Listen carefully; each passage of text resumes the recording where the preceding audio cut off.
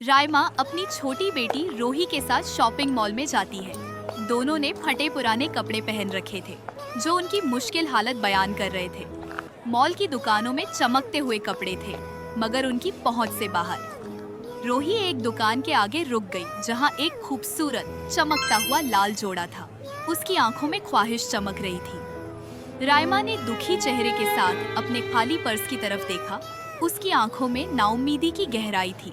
सामने से आती दो लड़कियां उनके फटे पुराने कपड़े देखकर हंसने लगी। जब रोही को जोड़ा न मिला, वह मॉल के फर्श पर बैठकर रोने लगी। रायमा ने झुककर उसे चुप कराने की कोशिश की, मगर रोही का दिल टूट चुका था। घर आकर रोही ने गुस्से से बर्तन तोड़ दी। शाम को अपने पुराने कमरे में रोही एक बिस्तर पर बैठी थी। उसके ख्यालों में वही लाल जोड़ा चमक रहा था। रायमा ने जमीन पर गिरे टूटे बर्तन समेटे। उसने फैसला किया, अपनी बेटी के लिए कुछ भी करेगी।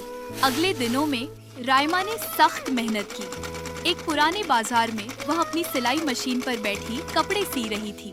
जब उसने पहला पैसा अपनी मेहनत से कमाया, उसकी आंखों में उम्मीद झलकने लगी। फिर उसने और भी मुश्किल काम किए। वह पुरानी सीढ़ियों पर भारी सामान उठाकर चढ़ती थी। हर मुश्किल काम के बाद मिलने वाले चंद पैसों को वह दुखी दिल से गिनती थी। जंगल में उसने एक भारी चैनसौ से लकड़ियां काटी। चेहरे पर मिट्टी और थकावट, मगर इरादा मजबूत। हर कटे हुए पेड़ के बाद उसके हाथ में थोड़े और पैसे आते। सबसे मुश्किल फैसला तब आया जब वह एक बालों की दुकान में खड़ी थी। आंखों में आंसू, उसने अपने बाल खुद ही कैंची से काट दिए और उनकी कीमत वसूल की। उसकी बेटी के सपने की कीमत। अपनी कमाई हुई रकम को हाथ में लिए रायमा उसी फैशन स्टोर की खिड़की पर खड़ी थी। उसकी आंखों में अब गम नहीं, बल्कि फतह और उम्मीद की चमक थी।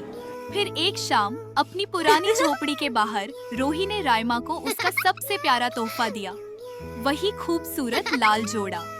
अगली सुबह वह चमकदार शॉपिंग मॉल फिर से रोशन था, मगर इस बार रायमा अपनी नई चमकती हुई नीली ड्रेस में थी और उसकी आंखों में खुशी थी। रोही भी अपने सपनों के लाल जोड़े में थी, चमकती और मुस्कुराती।